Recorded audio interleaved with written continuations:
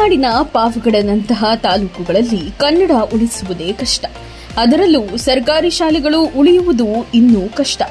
ಆರ್ಥಿಕವಾಗಿ ಹಿಂದುಳಿದಿರುವ ಪಾವಗಡದಂತಹ ಹಳ್ಳಿಯ ಶಾಲೆಗಳಲ್ಲಿ ಮಕ್ಕಳ ಬದುಕಿಗೆ, ಅವರ ಓದಿಗೆ ನೆರವಾಗುತ್ತಿರುವ ವಾಸವಿ ಸ್ನೇಹಕೂಟಕ್ಕೆ ನಾವು ಹೇಳಲೇಬೇಕಾಗಿದೆ ಒಂದು ಸಲಾಂ. ಈ ಸಂದರ್ಭದಲ್ಲಿ ಒಂದು ಸ್ಪಷ್ಟನೆ ಕೊಡಕ್ಕೆ ಬಯಸ್ತೀನಿ. ಈ ಶಾಲೆ ಹೇಗಿತ್ತು ಅಂದ್ರೆ, ಒಂದಾನೊಂದು ಕಾಲದಲ್ಲಿ ಹಿಮಾಲಯ ಪರ್ವತದ ಕ್ಷೇತ್ರಕ್ಕೆ ಬೆಳೆದಿತ್ತು. ಕಾರಣಾಂತರಗಳಿಂದ ನಮ್ಮ ಏನು ವಿದ್ಯಾರ್ಥಿಗಳ ಶೈಕ್ಷಣಿಕ ಮಟ್ಟ ಬಹಳ ಕುಸಿದು ಫಲಿತಾಂಶ ಬಹಳ ಅಧೋಗತಿಗೆ ಬಂದಿದೆ ಮಕ್ಕಳಿಗೆ. ಅದಕ್ಕೆ ನೀವು ಜಾಸ್ತಿ ಕಾರಣ. ಎಲ್ಲಾ ಶಿಕ್ಷಕ ಇದ್ಕೊಂಡು ನೀವು ಓದಿಲ್ಲ ಅಂದ್ರೆ ಇದು ಬಹಳ ದುರಂತ.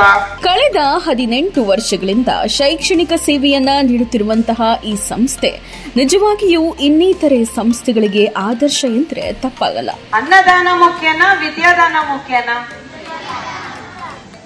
ಅನ್ನದಾನ ಮಾಡಿದ್ರೆ ಒಂದೊತ್ತು ಅಷ್ಟೇನೆ ಹೊಟ್ಟೆ ತುಂಬೋದಲ್ವಾ. ವಿದ್ಯಾದಾನ ತಗೊಂಡ್ರೆ ನೀವು ಓದಿ ನೀವು ಈ ತರ ಎಲ್ಲ ಮಾಡ್ಬೋದಲ್ವಾ, ಹೆಲ್ಪ್ ಮಾಡ್ಬೋದು ಬೇರೆ ಅವ್ರಿಗೆ.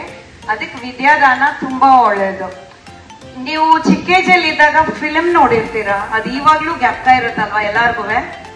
ಯಾವ ಫಿಲಮ್ ನೋಡಿರ್ತೀರೋ ಎಲ್ಲ ಜ್ಞಾಪಕ ಇರುತ್ತೆ, ಆದ್ರೆ ಓದಿರೋದ್ ಜ್ಞಾಪಕ ಇರಲ್ಲ. ಯಾಕೆ ಹೇಳಿ? ಫಿಲಮು ನೀವು ಇಷ್ಟಪಟ್ಟು ನೋಡಿರ್ತೀರಾ, ಆಮೇಲೆ ಮೆಮೊರೈಸ್ ಮಾಡ್ಕೊಂಡಿರ್ತೀರಾ, ಅದಕ್ಕೆ ನಿಮಗ್ ನೆನಪಿರುತ್ತೆ. ಅದೇ ಓದು ಅವಾಗ ಮಾತ್ರ ಎಕ್ಸಾಮ್ ಮಾತ್ರ ಓದಿರ್ತೀರಾ, ಅದಕ್ಕೆ ನೆನಪಿರಲ್ಲ. ತಾವು ಓದಿರುವ ಶಾಲೆಗಳಲ್ಲಿಯೇ ಬೆಳೆದು ದೊಡ್ಡವರಾಗಿ ಉನ್ನತ ಹುದ್ದೆಯನ್ನ ಪಡೆದು ಮತ್ತೆ ಅದೇ ಶಾಲೆಗೆ ಪ್ರೋತ್ಸಾಹ ನೀಡುವುದು ನಿಜವಾಗಿಯೂ ವಿಶೇಷ. ನಾವು ಅದನ್ನು ತಗೊಂಡು ಬರೆದು ಪೆನ್ಸಿಲ್ ಬರ್ಕೊಂಡು ಇಟ್ಕೊಂತಿದ್ವಿ. ಟೆನ್ಸ್ ಇದ್ದಾಗ ರಬ್ಬರ್ ತಗೊಂಡು ಅಳಿಸ್ಬಿಟ್ಟು ಮತ್ತೆ ನೆಕ್ಸ್ಟ್ ಡೇ ಇನ್ನೊಂದು ದಿವಸಕ್ಕೆ ಮಾಡ್ತಾ ಇದ್ವಿ. ಅಂತ ಒಂದು ಕಾಲದಲ್ಲಿ ಇದ್ದಾಗ ನಮ್ಗೆ ಜ್ಞಾಪನ ಬಂದಿದ್ದು ನೀವೆಲ್ಲ.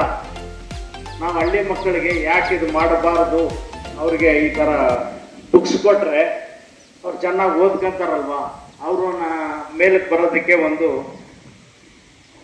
ಅವಕಾಶ ಸಿಗುತ್ತೆ ಅಂತ ಅಂದ್ಬಿಟ್ಟು ನಾವೇನ್ ಮಾಡಿದ್ವಿ, ಈ ತರ ಒಂದು 3,000, 10,000, 20,000, 50,000, 80,000 ಬುಕ್ ಮಾಡಿ 3 ಸ್ಕೂಲಿಂದ ಇವತ್ತು 160 ಶಾಲೆಗಳಿಗೆ ಕೊಡ್ತಾ ಬಂದ್ವಿ. ಎಲ್ಲ ಮಕ್ಕಳು ಚೆನ್ನಾಗಿ ಓದ್ತಾ ಇದ್ದಾರೆ. ನಮಗೆ ಗೊತ್ತಂಗೆ ಇನ್ಫಾರ್ಮೇಶನ್ ಬರುತ್ತೆ. ಪ್ರತಿ ವರ್ಷ ನಾವು ಸ್ಕೂಲ್ಗೆ ಹೋಗ್ತೀವಿ. ನೀವೆಲ್ಲ ಇವಾಗ ಶ್ರಾವಣ ಮಾಸ ಅಲ್ವಾ, ನೀವೆಲ್ಲ ಶ್ರಾವಣ ಮಾಸದಲ್ಲಿ ಹಬ್ಬ ಮಾಡ್ತೀರಾ. ಆದ್ರೆ ನಾವು ಮಾಡೋದು ಜೂನ್ ಜುಲೈಯಲ್ಲಿ ಹಬ್ಬ ಮಾಡ್ತೀವಿ. ಏನಕ್ಕೆ ಯಾರಿಗಾನ ಗೊತ್ತಾ ಸರ್? ನೀವು ಯಾರು ಹೇಳ್ಬೇಡಿ, ನಿಮ್ಗೆಲ್ಲ ಗೊತ್ತಾ? ಯಾರಿಗಾನ ಗೊತ್ತಾ? ಏನಕ್ಕೆ ಅಂದ್ರೆ ಜೂನ್ ಜುಲೈಯಲ್ಲಿ ಶಾಲೆಗಳು ಓಪನ್ ಆಗುತ್ತೆ. ಶಾಲೆಗಳು ಓಪನ್ ಆದಾಗ ಮಕ್ಕಳೆಲ್ಲ ನಮಗೆ ಸಿಗ್ತಾರೆ.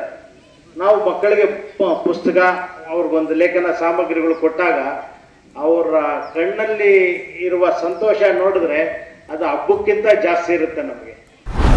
ಚಾಲುಕ್ಯ ನ್ಯೂಸ್, ಜನರಿಗೋಸ್ಕರ.